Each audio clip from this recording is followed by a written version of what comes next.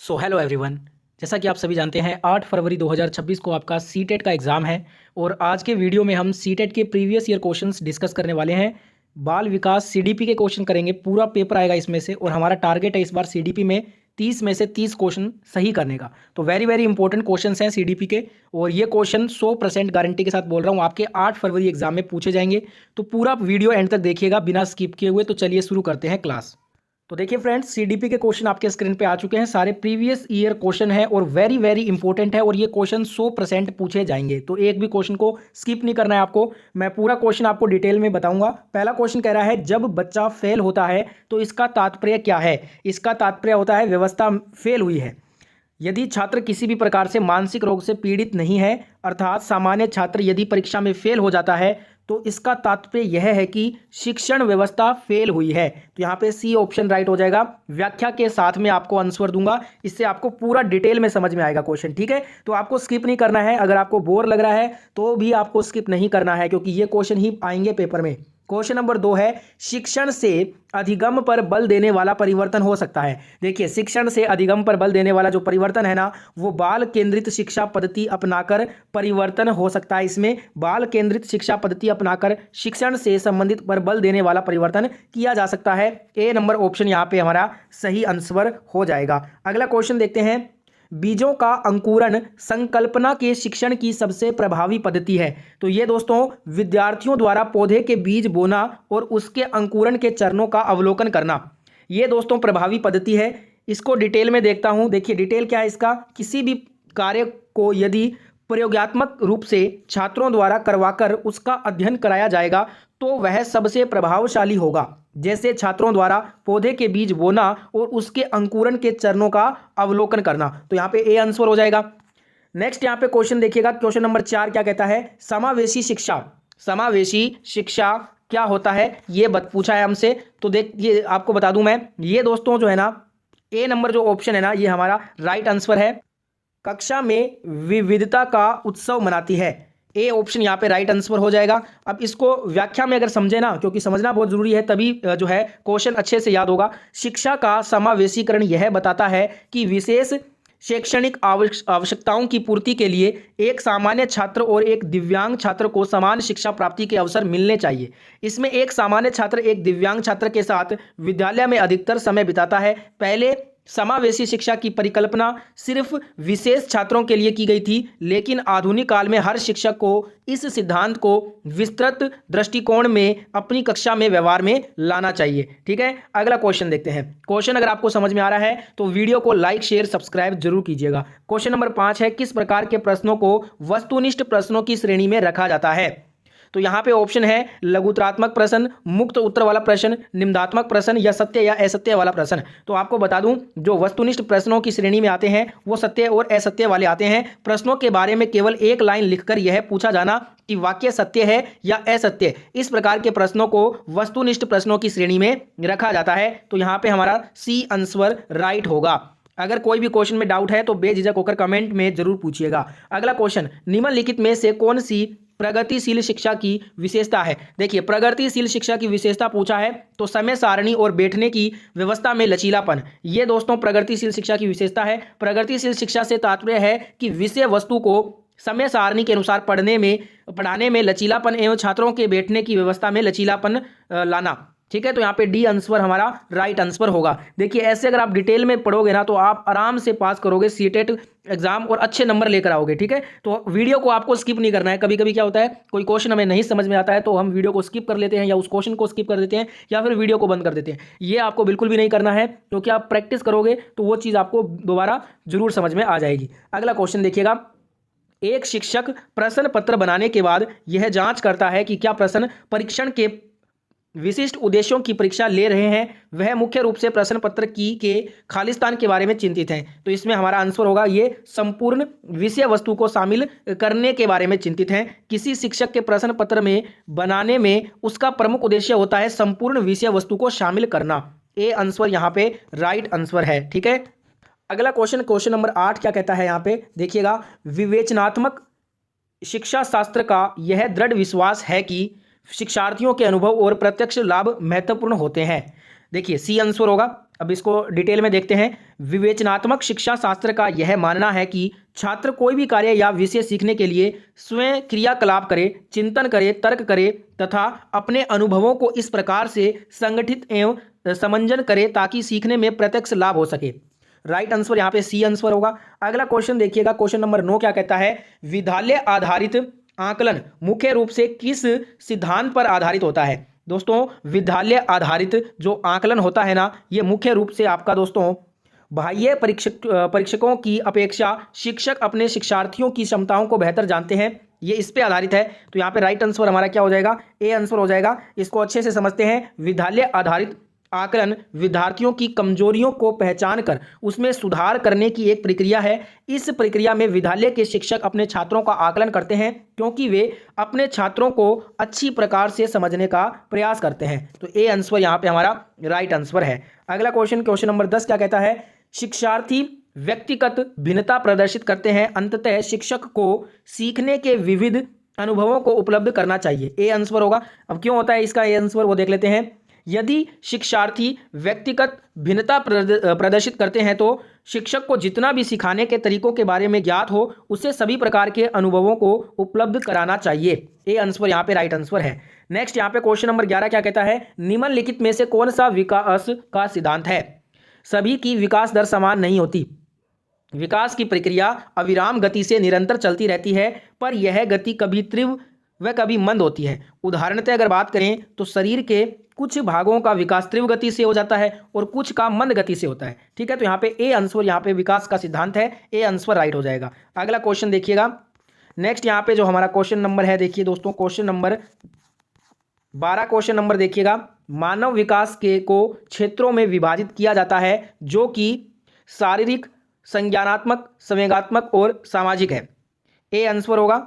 मानव का विकास प्रत्येक क्षेत्र में साथ साथ होता रहता है, साथ ही साथ उनमें आपस में सामंजस्य भी स्थापित होता रहता है और वे एक दूसरे के पूरक के रूप में कार्य करते रहते हैं। मानव विकास में सबसे महत्वपूर्ण होता है शारीरिक विकास। इसमें मानव किसी भी कार्य को करने के लिए शारीरिक रूप से तैयार होना चाहिए। उसके बाद वह उस क्षेत्र के बारे में जानकारी ले और उसे अपने संज्ञान में लाकर उस पर विचार करे। उसके बाद उस पर अपने विचारों को सोच समझकर उसे प्रस्तुत करे और अंत में सामाजिक विकास की आवश्यकता होती है। तो यहाँ पे ए आंसर हमारा राइट आंसर हो जाएगा। नेक्स्ट यहाँ पे क्वेश्चन नंबर 13 क्या कह रहा है, एक शिक्षिका पाठ्य वस्तु और फल सब्जियों के कुछ चित्रों का प्रयोग करती है और अपने विद्यार्थियों से चर्चा करती है। विद्यार्थी इस जानकारी को अपने पूर्व ज्ञान से जोड़ते हैं और पोषण की संकल्पना को सीखते हैं। यह उपागम किस पर आधारित है। यह उपागम दोस्तों ज्ञान के निर्माण पर आधारित है। डी आंसर हो जाएगा। देख लेते हैं दोस्तों, ज्ञान के निर्माण को अच्छे तरीके से छात्र के मस्तिष्क में स्थापित करने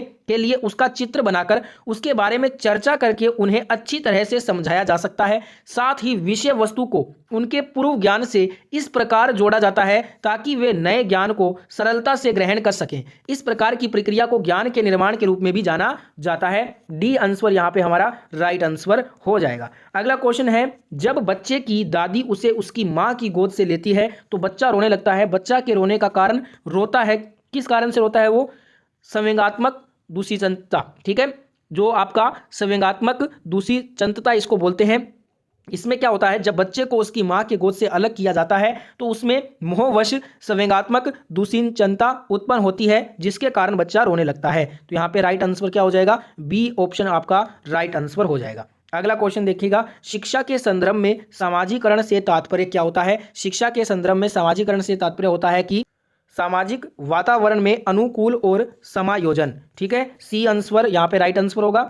अगर इसको अच्छे से समझें तो शिक्षा सामाजिकरण की प्रक्रिया को सरल बनाती है क्योंकि शिक्षा के माध्यम से मनुष्य सामाजिक मूल्यों, आदर्शों, व्यवहारों आदि को सीखता है और अपने आप को उसके अनुरूप बनाने का प्रयास करता है। तो यहाँ पे सी आंसर हमारा राइट आंसर हो जाएगा। नेक्स्ट यहाँ पे 16 नंबर क्वेश्चन आ गया है स्क्रीन पे। 16 नंबर क्वेश्चन देखिएगा, राज्य स्तर की एकल गायन प्रतियोगिता के लिए विद्यार्थियों को तैयार करते समय एक विद्यालय लड़कियों को वरीयता देता है। यह दर्शाता है लैंगिक पूर्वाग्रह को।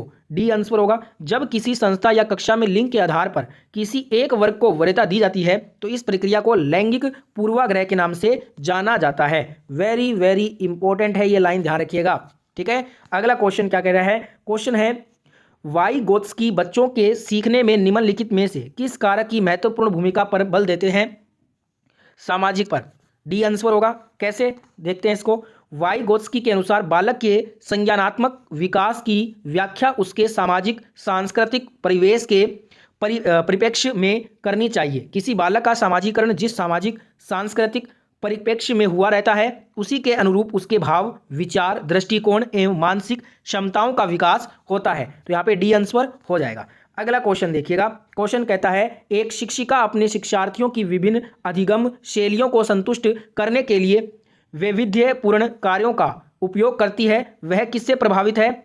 गार्डनर के बहुबुद्धि सिद्धांत पर आधारित है ये। अब ये क्या होता है बहुबुद्धि सिद्धांत, वो देख लेते हैं। गार्डनर के बहुबुद्धि के सिद्धांत के अनुसार बुद्धि का स्वरूप एकांगी न होकर बहुकारकीय होता है। जिस प्रकार शिक्षिका अपने शिक्षार्थियों को विभिन्न अधिगम शैलियों को संतुष्ट करने के लिए वैविध्यपूर्ण कार्यों का उपयोग करती है, उससे प्रतीत होता है वह गार्डनर के बहुबुद्धि सिद्धांत से प्रभावित है। ठीक है दोस्तों। अगला क्वेश्चन 19 नंबर। एक शिक्षिका अपने आप में कभी भी प्रश्नों के उत्तर नहीं देती, वह अपने विद्यार्थियों को उत्तर देने के लिए समूह चर्चाएं और सहयोगात्मक अधिगम अपनाने के लिए प्रोत्साहित करती है। यह उपागम किसके सिद्धांत पर आधारित है? तो ये उपागम किसके सिद्धांत पर आधारित है? तो दोस्तों मैं आपको बता दूं, ये जो उपागम होता है ना, ये आपका सक्रिय भागीदारिता की सिद्धांत है। यदि शिक्षिका अपने आप में कभी भी प्रश्नों का उत्तर नहीं देती है और यदि वह अपने विद्यार्थियों को उत्तर देने के लिए समूह चर्चाएं और सहयोगात्मक अधिगम अपनाने के लिए प्रोत्साहित करती है, तो यह उपागम सक्रिय भागीदारिता के सिद्धांत पर आधारित होता है। डी आंसर यहाँ पे हमारा राइट हो जाएगा। अगला क्वेश्चन देखिए। निम्नलिखित में से कौन सा शिक्षक से संबंधित अधिगम को प्रभावित करने वाला कारक है? तो ये दोस्तों विषय वस्तु में प्रवीणता, इसको जो है ना ये प्रभावित करने वाला कारक होता है। डी आंसर यहाँ पे राइट आंसर होगा। इसको डिटेल में समझते हैं। शिक्षण प्रक्रिया में जब शिक्षक अपने विषय में प्रवीण होता है तो वह शिक्षण को अधिक प्रभावी बना सकता है, साथ ही उसे अन्य विषयों के बारे में भी सामान्य ज्ञान होने चाहिए। अगला क्वेश्चन है कोलबर्ग के अनुसार शिक्षक बच्चों में नैतिक मूल्यों का विकास कर सकता है, नैतिक मुद्दों पर आधारित चर्चाओं में उन्हें शामिल करके। सी आंसर होगा। कोलबर्ग के अनुसार बच्चों के नैतिक विकास के लिए उन्हें विभिन्न नैतिक मुद्दों की परिचर्चा में सक्रिय सहभागी बनाना चाहिए, साथ ही नैतिक रूप से प्रेरणादायक कहानियों को सुनाकर उनके नैतिक विकास को निर्देशित किया जा सकता है। तो यहाँ पे हमारा राइट आंसर हो जाएगा सी। अगला क्वेश्चन 22 नंबर है। क्वेश्चन कह रहा है कि छोटे शिक्षार्थियों को कक्षा में समवयस्कों के साथ अंतःक्रिया करने के लिए प्रोत्साहित करना चाहिए, जिससे कि वे पढ़ने के दौरान सामाजिक कौशल सीख सकें।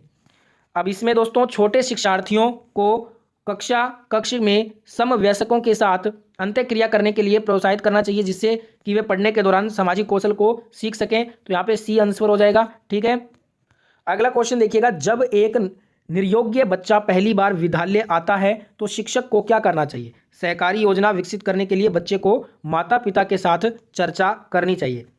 जब एक निर्योग्य बच्चा पहली बार विद्यालय आता है, सहकारी योजना विकसित करने के लिए बच्चे के माता पिता के साथ चर्चा उसमें करनी चाहिए। सी आंसर हो जाएगा। नेक्स्ट यहाँ पे क्वेश्चन है पियाजे के संज्ञानात्मक विकास के चरणों के अनुसार इंद्रिय गामक यानी कि संवेदी प्रेरक अवस्था किसके साथ संबंधित है? तो ये दोस्तों आपका अनुकरण, स्मृति और मानसिक निरूपण, ए आंसर हो जाएगा। इंद्रिय गामक जिसे हम संवेदी प्रेरक कहते हैं, ये अवस्था का विस्तार 2 वर्ष तक माना गया है। इस अवस्था में बालक व्यवहार, भाषा आदि का अनुकरण करने लगता है। दूरी, ऊंचाई, गहराई, समय एवं दिशा का भी ज्ञान होने लगता है। 12 से 18 माह की अवस्था तक वह नवीन वस्तुओं को समझने का प्रयास करने लगता है। इसके बाद उसमें प्रतीकात्मक चिंतन, परिकल्पना आदि दिखने लगता है। ठीक है।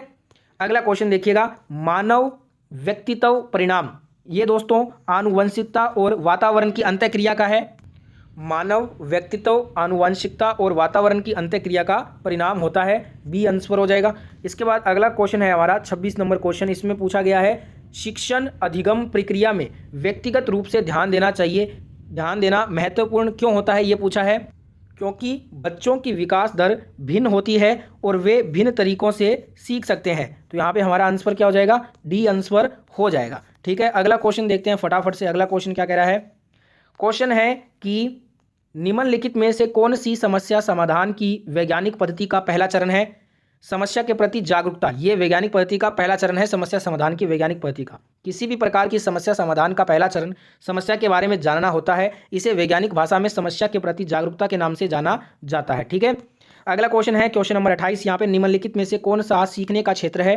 भावात्मक। भावात्मक एक सीखने का क्षेत्र होता है। भावात्मक का तात्पर्य है कि मनोवृत्ति वस्तु के प्रति व्यक्ति में उत्पन्न सकारात्मक भाव यानी सुखद भाव जो अधिगम को सुगम बनाते हैं। बी आंसर हो जाएगा। अगला क्वेश्चन देखिएगा, जब बच्चा कार्य करते हुए ऊबने लगता है तो यह इस बात का संकेत है कि संभवतः कार्य यांत्रिक रूप से बार बार हो रहा है। जब बच्चा किसी कार्य को लगातार करता है तो कुछ समय बाद उसकी उस काम में रुचि खत्म हो जाती है, जिससे बच्चा ऊबने लगता है, जिसका आशय है कि कार्य यांत्रिक रूप से बार बार हो रहा है। ए आंसर होगा। लास्ट क्वेश्चन सीडीपी का, प्राय शिक्षार्थियों की त्रुटियां किस ओर संकेत करती हैं? तो ये वे कैसे सीखते हैं इसके ओर संकेत करती हैं।